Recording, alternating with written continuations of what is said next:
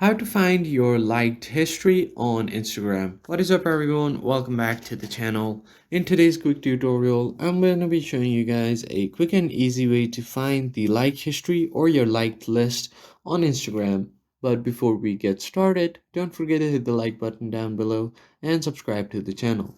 And turn on the bell icon so that you get notified about our latest uploads. Now let us jump right in. So the very first thing you want to do is open up your Instagram app and then simply head over to your profile icon by typing on the bottom right. And once you land on your profile page, just tap on the menu icon at the top right corner and then you will be taken to your settings. So from here, you just want to head over to your activity. And as you can see under interactions, you can find your likes, comments, and everything. So just tap on likes and it will show you a link of all of the posts that you have liked.